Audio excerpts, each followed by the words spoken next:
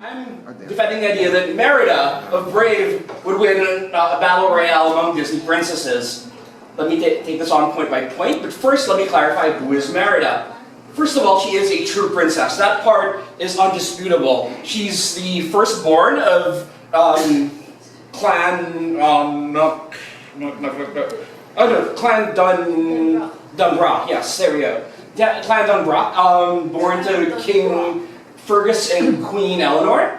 And so the princess part, I shouldn't even have to spend much more time on that. What is slightly more contentious is the fact that she debuted in Brave, which was a Pixar film in 2012. So therefore the Disney part maybe might be questionable. I'm not going to recap anything from Brave right now. I'll do it in the course of the rest of my presentation. But since then, she has appeared in other properties, including the Brave video game from Behavior Studios, Disney Infinity, therefore putting her squarely within the Disney canon. And so she appears as Toys to Life figure and in the game, and as well as in the Disney-owned property or on ABC, Once Upon a Time. Yeah. Then in Ralph Breaks the Internet as well. So in the Disney scene, so the scene with Disney princesses. So I think that should be sufficient to establish her canonicity as a Disney princess. But frankly, she is a Disney princess because the mouse says so. If you go to the official Disney Princess site, you'll see all of those resources, the quizzes, her backstory, the Highland Games, if you want to try to your hand at shooting for yourself. And of course, she appears in all promotional materials with the other princesses.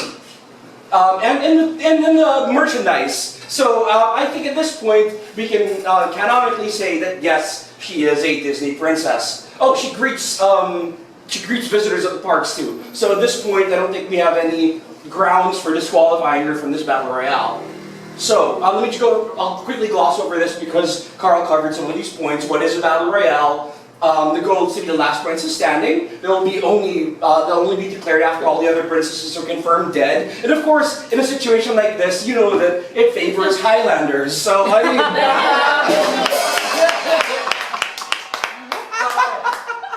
the rules, they went over that earlier. No interference from higher authorities. No help from allies off the island. Use only items or tools available on the island. Supplies, I'm following both the novel and the film. That includes rations, water, this is at the start of the game, compass, flashlight, map of the island, so they do know the terrain, and a signature weapon, which in Merida's case, of course, is her longbow and her quiver of arrows. This is important because I'm going to get into my last section about what constitutes her weapon. But anyway, the location is an abandoned island identified as Okishima in the novel. It's unspecified in the film, but it's clearly mixed rural and semi-urban land use. Again, this is going to factor into the strategies that she'll be using later on. So I'm not saying that. But what's important for you to know is that there's a schoolhouse, a lighthouse, roads, dense forest, it's tropical, hilltop, a shrine, and cleared trails. A lot of these will factor into her strategy later on. So how will Merida win? Here's the overview. Range. Take out rival princesses at a distance. Stealth. Avoid direct combat with other princesses. Let them kill each other. And economy. Make do with limited resources. So I'm going to get into that, the how of it now. So precision marksmanship. She says, when I loose an arrow, I don't miss, from Disney Infinity. And you can see that. I mean, she's an expert markswoman. 4 minutes. Okay. She's had years of formal training in comparison to Mulan,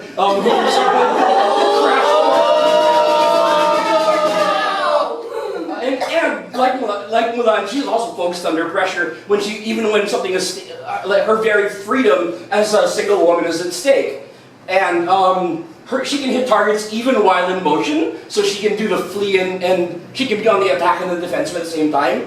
Take note that she does a Parthian shot while mounted, which of course is a legitimate, centuries-old military tactic. Oh, it's interdisciplinary. Now, she is adept in the wilderness, and as we've established that we have a mixed semi-urban and mostly rural terrain. She warns her mother about the poisonous berries and worm-infested drinking water. She teaches her mother to fish while she's in bear form. And she's able to condition her weapons even in rough or hostile circumstances. You see her here tuning the bow. And she's also adapted exploration and wayfinding. Even without the assistance of the will-o'-the-wisps, she managed to find the circle of stones. So it's only after this point that she begins to encounter the will-o'-the-wisps again. So she found this on her own. Here she is climbing the, what is it called? The Crone's Tooth. So she clearly has superior scaling abilities, and that'll help get her up to the points like the lighthouse or the hilltop where she could snipe from. And then she's clearly willing to face down danger, as you can see her here in her confrontation with the demon bear. And but she also has keen flight instincts when need be. She knows when to fight and when to get the hell out of Dodge. Now, how? Again, guerrilla tactics is what we're working on here. She's going to be hiding, sniping at a distance. If Merida can sew a new tapestry, which she does with her mother by the end of the film, then she can make a makeshift ghillie suit.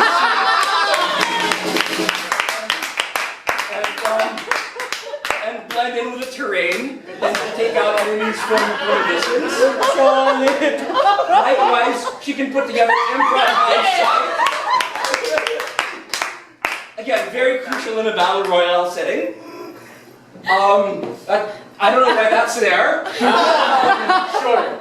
Bottom line is, as we saw, on top of that, aside from that, during Ralph Breaks the Internet, we know that she has access to the Internet. And so, if anyone who has seen Outlander knows just how much danger one World War II era nurse can do in the Scottish Highlands. Yeah. So, what more someone who has had knowledge of the guerrilla tactics of the Viet Cong women fighters, or the Irish Republican Army in urban areas. And that is the kind of know-how that Merida can bring into the fight. So, aside from the long range, if it comes down to it, she does have melee range combat skills, as she showed in Once Upon a Time and elsewhere. So, she's trained in sword fighting. The origins or the extent of her training is covered in the Cutting Class DVD featurette, in case you haven't seen it yet. And but she does use it in the movie itself during the confrontation with the minor lords and her father over the mix-up over the bear spell when they didn't realize that was her mom. So so it's not like I'm pulling this out of my ass, we're using secondary sources. She uses the sword in the film. And a lesser thing that people don't think about is that she does have guile and manipulation skills. She was quick to identify the witch's interests and then use that to her advantage to get the spell that would change her fate. And she recognized the witch's economic needs and bartered that and leveraged her position. And she also exploits the firstborn loophole to compete for her own freedom in the archery tournament. So, it's not really that surprising because she's been groomed for the throne. That's a whole plot point in the film. She's been educated in diplomacy and statecraft, even if it's a very kind of rudimentary, feudal one. She knows might not be at a Sansa Stark level yet, but she'll get there.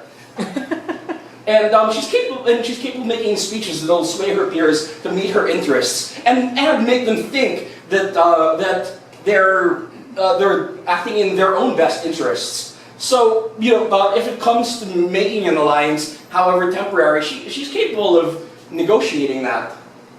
Now, her supernatural advantages. 9 minutes. What? 9 minutes. So 1 minute. Okay. Alright, so she has an affinity with will-o'-the-wisps, which guide her to her fate. Now, I know what you're thinking, no will-o'-the-wisps in Japan. That's a Dunbrock thing. But there are Kodama in the forest, and she's likely to have a similar bond with these as well. And also, but she also has another advantage that other people aren't always aware of, and that's from the video game. She has element charms, which modify the use of her arrows. So, she has the Earth Charm, which has vines and roots that entangle flying enemies. So Jasmine and her flying carpet are in for a whole new world of pain. Then she has the fire charm enchants the arrow so that there's mystical flame that scorches wooden and ice enemies. Sorry, Elsa, that little fort that you've built, it's gonna be melted, and you can keep trying to put it up, and she'll keep firing away. So, and then the wind charm applies concussive force to her arrows, making them a bit more like 10 minutes. Cyclops. Okay. Well, this was the last anyway. Okay. The rest, but just to see, I had But 10 minutes speculation is there good. for, yeah, that would. Alright.